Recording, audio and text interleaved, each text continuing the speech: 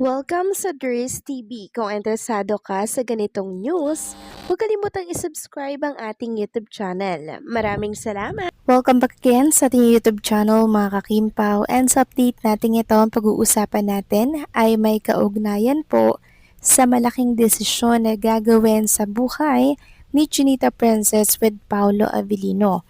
So mamaya tatalakayin natin yan, pero bago po ang lahat, maraming salamat sa inyong patuloy na pagsuporta at pagsubaybay sa mga daily update natin. Kaya naman bilang pasasalamat, narito po ang isang napili kong komento patungkol ito sa naging previous update. Mula ito kay Ginang Rosemary Diano. Sabi niya, nung wedding ni Angelica P. sa Siargao, may mga wedding na medyo tipsy si Kim, at nung birthday ni Mimi Vice, hindi naman lasing tipsy lang, at nung sa Thailand may caption doon na lasing si Kim, umiinom si Kim pag may occasion. Tulad nung Christmas party sa Showtime 2024 yata yon, na nalasing din kaya sinundo ng maaga ni Paolo. Nalasing Mistress, hindi naglasing. Maraming salamat po sa inyong komento. Ginang Rosemary Diano, yes, tama po kayo dyan. Nalasing, hindi naglasing. So, pwede rin pong nilasing, pwede rin sabihin na nilasing or sinatan po siya ng maraming baso po ng alak, 'di ba? Hindi naman kasi makakahindi si Chinita Princess. Akala ko po kasi hindi siya nagiinom.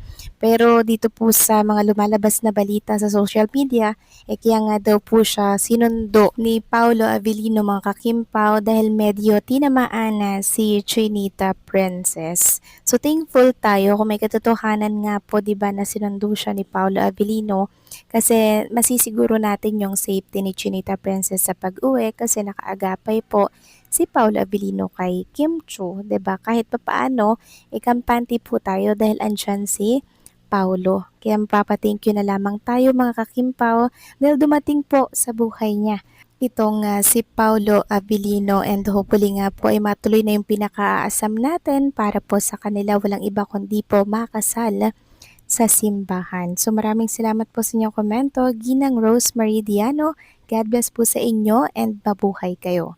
So eto na nga, pag-usapan na natin mga kakimpo, mga topic po na nakalap natin sa update na to, at unahin na nga nating pag-usapan ang tungkol dito sa laman pa rin ngayon ng social media. Walang iba kundi po ang pagtayo ni Chinita Princess bilang mommy nitong si Aki, and asawa bilang kay Paolo Avellino. Sabi nga dito mga kakimpaw, yung si Daddy Paugi ang nagpicture sa anak na Pogi. Yung si Mami Kimi naman ang nagpicture sa Diyosawa niyang Pogi. Ano daw?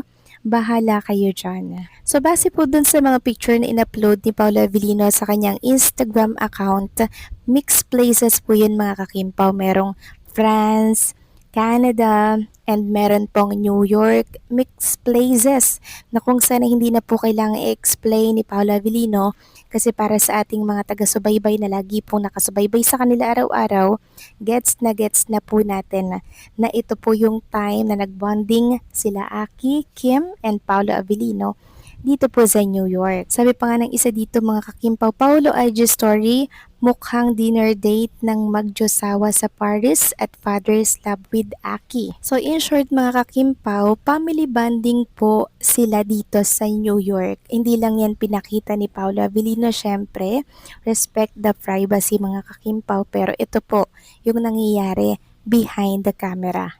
So, ibig sabihin nito mga kakimpaw, prepare na po ni Paolo Avellino si Chinita Princess sa magiging setup po once na makasal at maging mag-asawa na nga sila ni Chinita Princess, para po hindi mahirapan si Kim Chiu na alam nyo yun, 'di ba? Pakisamahan. Ito po nga si Aki dahil meron na po silang naging bonding. Paulit-ulit ito. Kaya kahit anong plano po ni Paolo Avellino mga kakimpaw ng taon ng pagpapakasal nila ni Chinita Princess, at least na i-prepare or na ihanda na po niya si Chinita Princess, 'di ba?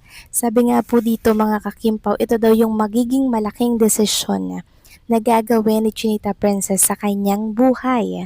Sa oras po na magpumilit na si Paolo Avellino na bumuo po ng pamilya, walang iba kundi po ang i-give up daw itong career ni Chinita Princess. Kasi po mga kakimpaw, hindi biro ang pagiging ina or pumasok sa pagpapamilya. Pag nagkaanak na po si Kim Chu, dito papasok yung pagiging paranoid natin sa bagay-bagay na related po sa anak natin. Gusto natin silang laging nakikita, 'di ba?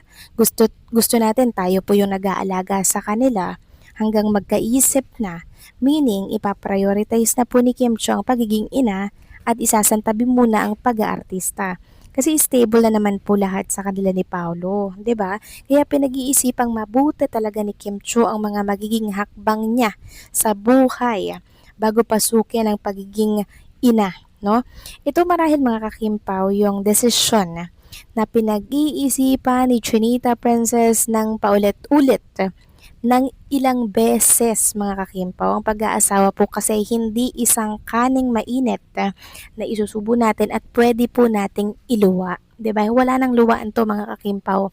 Kung baga paninindigan mo to ano man at ano ang mangyari. Kaya tanungin ulit natin mga kakimpaw ang sarili po natin. Ready na ba tayo? Once na pasukin ni Chinita Princess yung pag-aasawa, yung pagbubuhay pamilya, kasi sa oras po na pasukin yan ni Chinita Princess, mawawala na po siya ng time sa kanyang career sa showbiz industry. Kaya tanongin ulit natin yung sarili natin na ready na ba talaga tayo? Kasi yun talaga yung gusto nating mangyari, di ba? Na makasal na si Kim Chu, kay Paolo, na magkaanak na sila.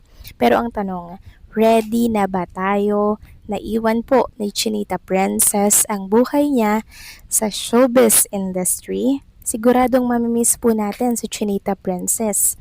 Mapapanood na lang natin siya ay pag magbablog na lang po siya kung may time pa siyang mag-vlog, 'di ba? Kasi sabi ko nga po, hindi biro ang magkaroon ng anak mga kakimpaw. Lahat talaga gagawin mo pag nagkaanak ka na. Kahit na sabihin may katulong ka, hindi ka kampante mga kakimpaw eh. Hindi ka kampante. Gusto mo nakikita mo lagi yung ginagawa po nila, 'di ba? In short, andyan ka pa rin. Pero yung katulong lang yung gumagawa po mga kakimpaw ng pagpapalit ng diaper. 'Di ba? Yun. Pero gusto mo nakatingin pa rin na yung mata mo sa kanila. 'Di ba? Ganyan po ang isang ina mga kakimpaw. Kaya ang tanong ko sa inyo, ready na ba kayo na si Kim Chu ay hindi mo na makita sa showbiz industry? Kung ang sagot nyo po ay oo, ready na kami, i-comment nyo po yan sa comment section natin pagkatapos po ng update natin ito, okay? Kasi gusto kong mabasa kung ano ba yung inyong standing ukol dito sa update natin na malaking desisyon na gagawin ni Chinita Princess. Handa na ba ang lahat? Yan ang malaking katanungan mga kakimpaw na talaga namang nakakalimutan po nating itanong sa ating sarili. So paano mga kakimpaw, hanggang dito na lamang muna itong update natin at maraming salamat po sa inyong patuloy na pagsuporta.